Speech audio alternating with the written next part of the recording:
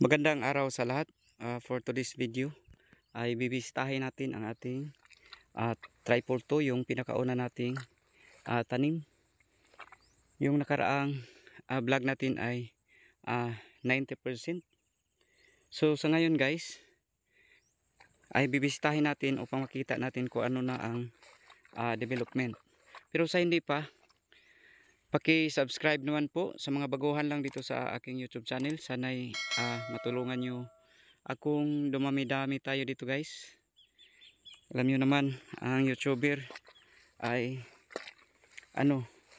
pag may mga nag-subscribe ay talaga, ang ganda ng feeling, no?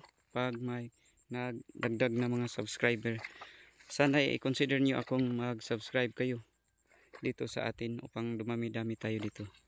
So dito guys, balikan natin. Ito na yung tripod 2 natin na unang area natin. Ito po ay 2 hektarya. So ang kanyang sitwasyon guys ay 100% na. So wala na tayong nakikitang hindi pa nakalabas. So almost 100% na ang kanyang paglabas ng bunga. So salamat, no? Salamat tayo sa ating mahal na Panginoon na siyang ating tagapag nito guys. Siya ang nagpapabunga, siya ang nagpapabuhay, nagpapaganda ng takbo ng ating palay. So wala tayong magagawa kung hindi tayo kakapit sa kanya. So salamat talaga sa Panginoon at binigyan tayo ng magandang bunga ng ating palay. So wala tayong magagawa kung hindi, sa amin tawag duyugan, no? Hindi buligan, hindi duyugan sa Ginoo ang atong pagpaningkamot. So tayong mga magsasaka ay hanggang sa pagtanim lang, pagland prep, pagsisikap, pero ang nagpapa buhay, nagpapalaki at higit sa lahat nagpapabunga ay ang ating Panginoon. So sa kanya naggaling ang lahat ng biyayang ito. Kaya salamat, no, sa ating Panginoong Diyos. So ito guys, hindi pa tayo nag-apply dahil iniiwasan nating magalaw, no, yung palay, yung bunga, dahil malaglag ang mga pollen grains, no, yung mga nitong palay.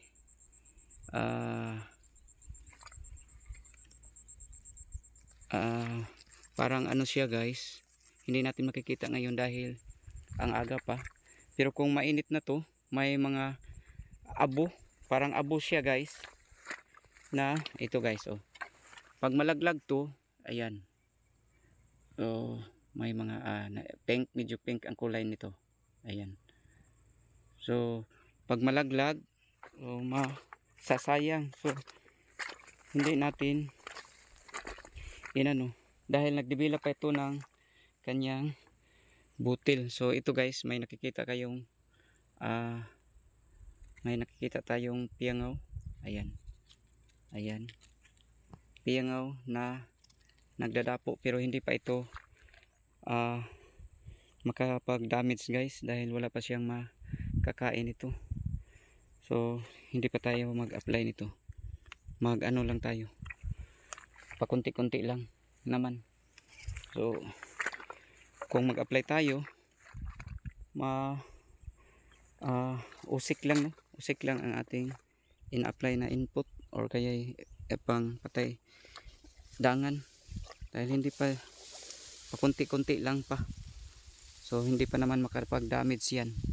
So, putulin natin itong damo na to, dahil magkaliso yan, magawang seeds ng damo. So sa palayan guys ay kailangan may discard tayo, no? Hindi lang yung lagay na lagay, apply na apply lang tayo ng input, dahil hindi tayo ang magkapira kundi ang mga kumpanya lang ng mga input ang ating tinulungan. So tayo mga magsasaka ay ano pa rin, hindi pa rin tayo magkapira dahil malulugi tayo. Ito guys, so wala man tayong nakikitang daming dangan.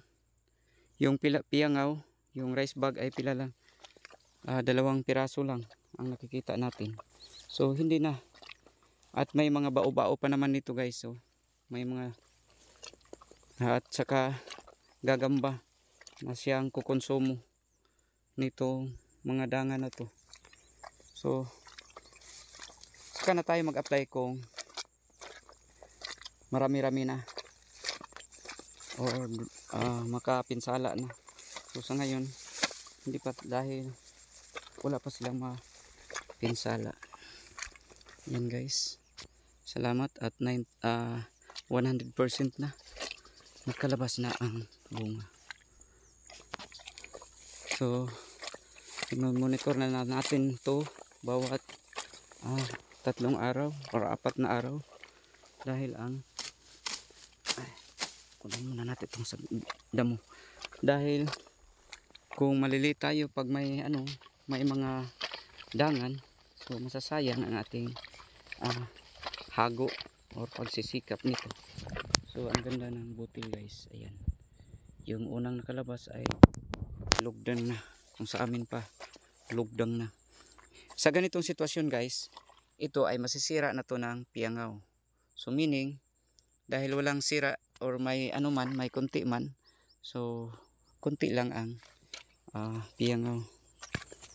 So hindi lahat na sisira or na dadamage sa dangan yung unang nakalabas na naglugdang na. So meaning, hindi masyadong marami. So kailangan may diskarte tayo guys upang tayo ang kikita, no? Mga magpapalayan or mga magsasaka ang marami ang kita, hindi yung mga malaking kumpanya. So kita man sila at kikita din tayo, hindi yung sila lang ang kikita. So masasayang kung dagdag lang tayo ng input, apply lang ng mga pangpatay damo, pangpatay ng mga insekto na hindi pa naman kailangan. So almost 100% na. Salamat talaga, nakalabas na lahat. Yung nakaungong, kung sa amo pa sa Bisaya nakaungong, ngayon sa ngayon 70 days old nakalabas na. So bibilang na lang tayo ng 30 days from now, maka harvest na tayo. Sana, no, maganda ang harvest nito. So kung hindi lang ito magka-problema, harvest tayo nito. So yun lang po guys, maraming salamat po. Sana'y may natutunan kayo sa ating mga vlog. Ito po'y patungkol sa ating pagsasaka ng palay. Ayan, nakalipad ang piyangaw. Sa mga katulad kong rice farmer, sana'y may natutunan kayo. Kung may katanungan kayo, paki-comment na lang po sa ibaba. God bless sa lahat. Mabuhay ang mga rice farmer. Lahat ng mga magsasaka, mabuhay. God bless, happy farming.